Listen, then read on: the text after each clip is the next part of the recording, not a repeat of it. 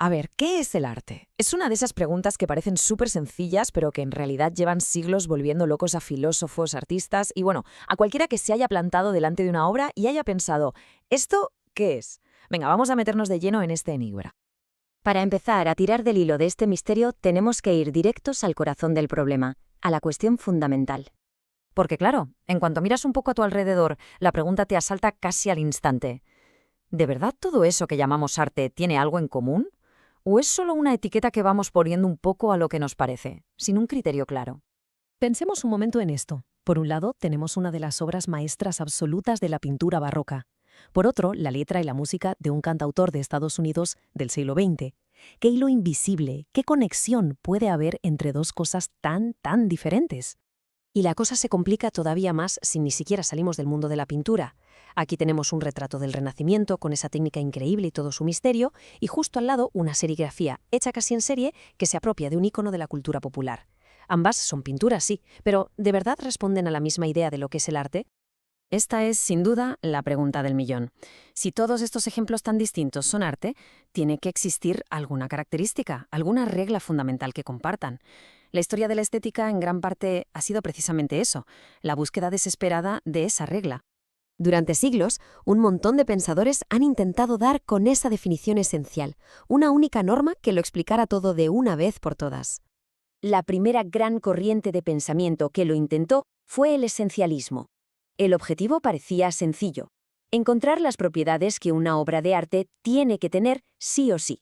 Si un objeto las cumplía, ¡zas!, era arte. Si no, pues no lo era. Simple, directo y, como vamos a ver ahora, increíblemente difícil de aplicar. La candidata más antigua, la más intuitiva, fue la belleza. Era casi de sentido común. Desde la antigua Grecia hasta bien entrado el siglo XVIII, casi todo el mundo daba por hecho que el propósito del arte era crear cosas bonitas que nos dieran placer al mirarlas. Pero entonces llegó el siglo XX y lo puso todo patas arriba. Movimientos como el cubismo, que rompía la realidad en pedazos, o el expresionismo, que buscaba la emoción más cruda, demostraron que una obra podía ser brutalmente impactante y desde luego ser arte, sin necesidad de ser bella en el sentido clásico. El arte, de repente, ya no estaba obligado a ser bonito. La belleza dejó de ser un requisito. Vale, si la belleza no era la respuesta, había que buscar un plan B. Así que los pensadores se aferraron a otra idea casi igual de antigua. Quizá la clave estaba en la representación, o sea, en la capacidad del arte para imitar o reflejar el mundo que nos rodea. Y de nuevo, el arte moderno llegó para romper la baraja. La aparición de la abstracción a principios del siglo XX fue un jaque mate en toda regla para esta definición. Un cuadro abstracto no representa nada del mundo exterior, su valor está en sus formas, en sus colores. Por tanto, la representación tampoco era esa esencia universal que se buscaba.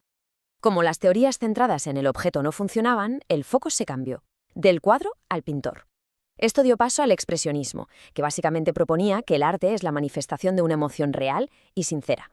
Lo importante ya no es lo que se ve, sino lo que el artista sintió y consiguió plasmar ahí. El problema de esto es bastante evidente. ¿Cómo podemos medir si una emoción es sincera? Y más importante aún, la reacción a una obra es totalmente subjetiva. Esto hace que la definición de arte sea algo inestable, personal, que depende de lo que sienta cada persona. Es imposible construir una regla universal sobre una base tan personal. Visto que el tema de las emociones era un callejón sin salida, la búsqueda volvió, otra vez, al objeto en sí. Y así nació el formalismo. Para los formalistas, lo único que importa son los elementos visuales y cómo están organizados. El significado, la historia, la emoción del artista, todo eso da igual. El arte es pura forma. Pero esta teoría también se encontró con su némesis. El arte conceptual, que apareció a mediados del siglo XX, se basa casi por completo en la idea que hay detrás de la obra, no en su aspecto.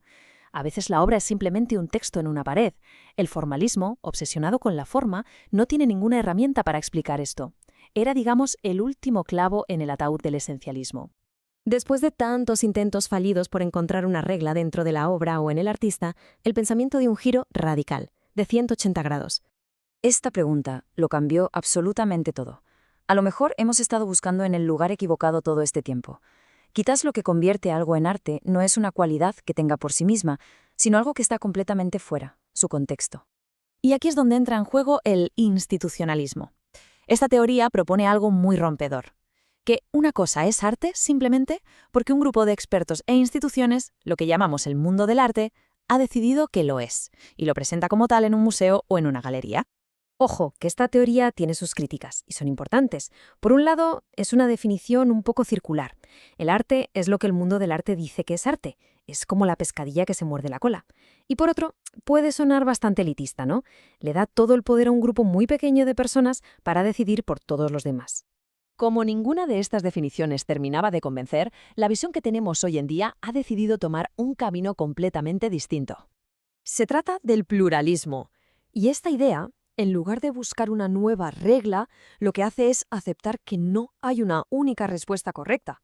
El arte no es una cosa con una esencia fija, sino un concepto que está vivo, que cambia constantemente y que significa cosas diferentes para culturas diferentes y en épocas diferentes.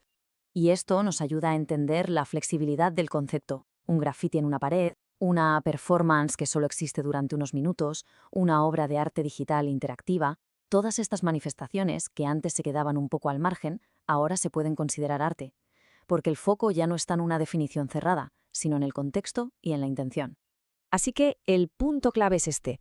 El pluralismo cambia la pregunta. Ya no nos rompemos la cabeza intentando responder a ¿qué es el arte? La pregunta ahora es más bien ¿por qué y cómo se nos presenta esto como arte? Es un cambio de perspectiva total. Y esto nos deja con una última idea, para darle vueltas. A lo mejor, esa búsqueda de una definición perfecta y para siempre fue un error desde el principio. Quizás el arte no es una categoría cerrada que tengamos que definir, sino más bien una conversación enorme, que dura siglos, en la que cada obra, cada artista y cada espectador añade una nueva voz. Y la pregunta entonces es, ¿cómo participamos nosotros en esa conversación?